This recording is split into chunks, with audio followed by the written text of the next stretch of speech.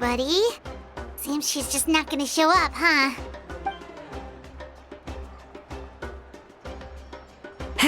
Well, we tried to be as considerate as we could, but she's under no obligation to help. That might be true, but this is still a request from the Pyro Archon, right? Shouldn't the subject always answer the call of their Archon? A subject? Well, if you ask me, I'd say we're all more like friends with the Archon. Yes, Mawika is our leader, but that doesn't mean there's any kind of tall barrier between us and her. The only thing is that she often has very high expectations of us. Huh.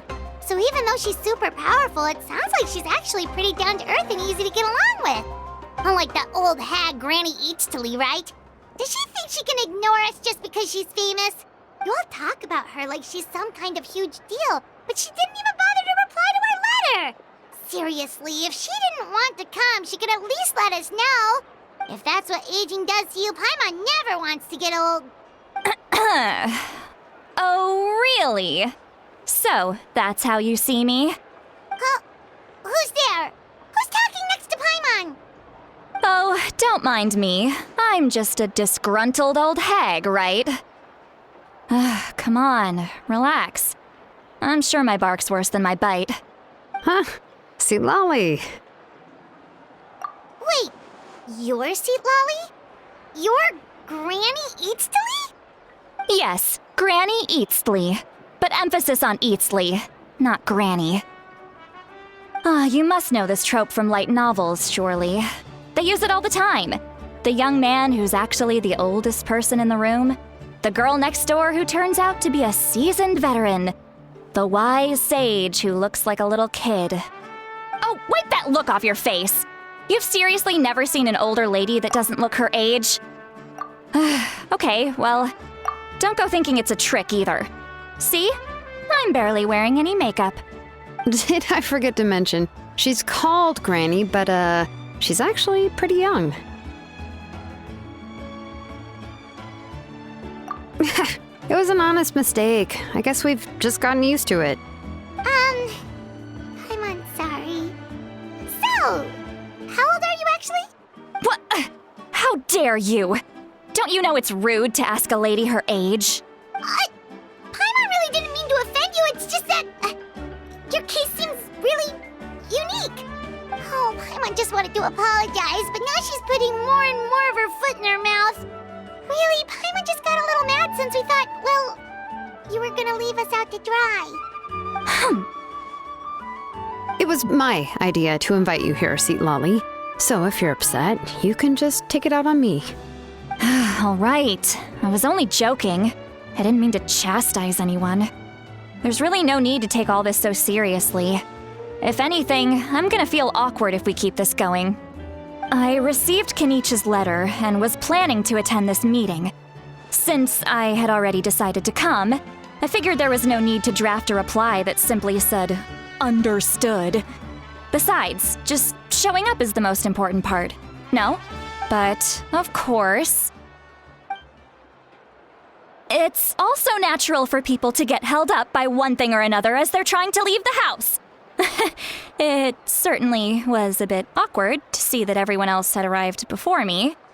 At first, I was thinking of quietly sneaking over, but since you were already here waiting for me, I started to think about how I should phrase my apology, only to hear you all talking smack about me. Anyway, that's the whole story. Honestly, it's not like I owed you an explanation anyway.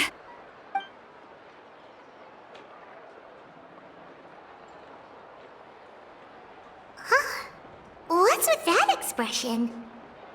Was she feeling embarrassed just now?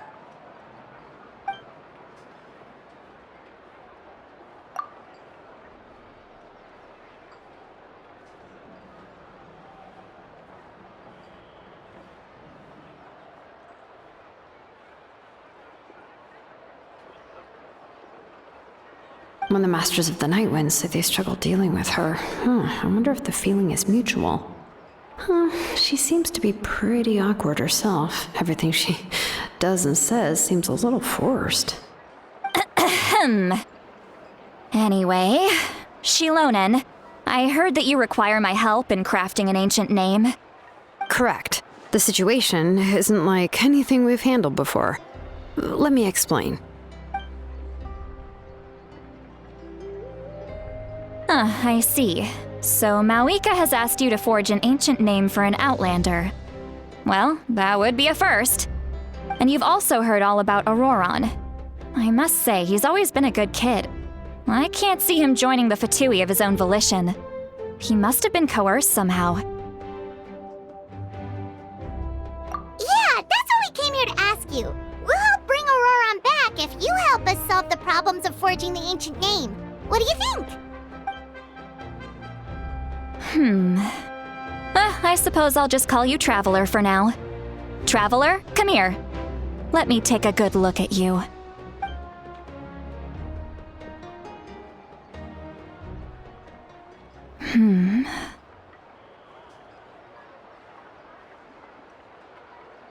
Wealth leads to unending conflicts between people.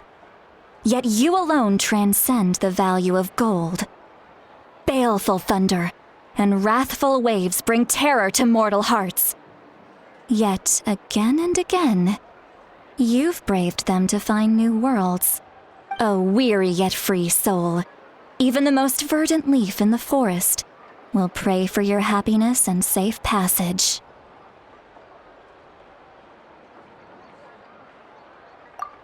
Those are all the things that I could see in you. You've experienced far more than even most mortals could dream of. You possess the heart of a sincere hero, along with the conviction to lift a torch above your head and walk headlong into the night. Huh? Don't move. There's something here. Huh? What thing? Don't scare Paimon. Is the Traveler gonna be okay? Shoo! That should do it. You've just returned from the Night Kingdom, so some fragments of souls were still stuck to your body. No need to worry. I've just cleared out the last of them. Isn't that kinda like having part of a ghost come back with you? It's nothing as serious as that. If left unattended, the most it could do is stir up some chaos in your mind, and generally worsen your mood. Well, in that case, better to get rid of them. It was nothing. Xilonen, let's follow your proposal. Once you've brought Ororon back, I'll take you to see the Lord of the Night. The Lord of the Night? But don't we need to talk to the Wyab of the tribes?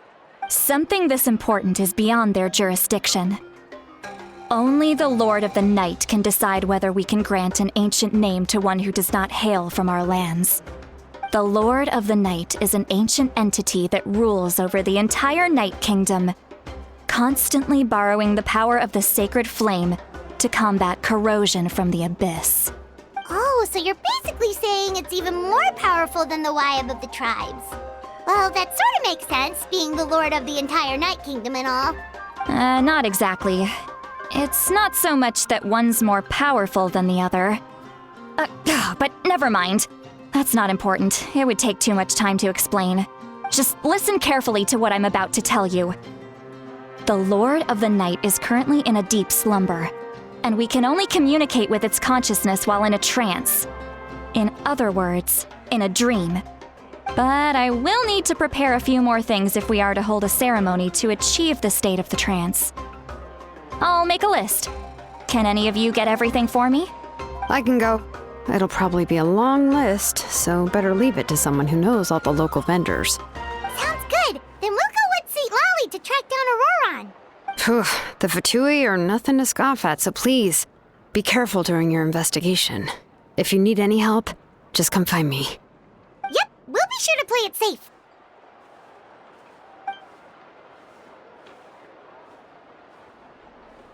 All right, now it's time for us to catch that brat and bring him back.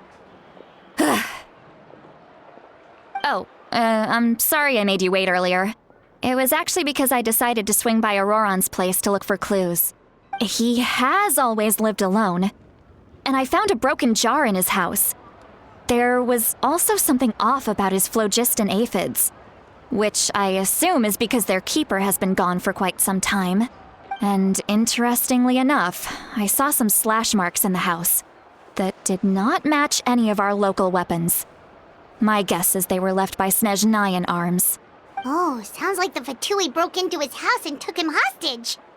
But why would they kidnap a kid who just spends his days living in the country and raising aphids?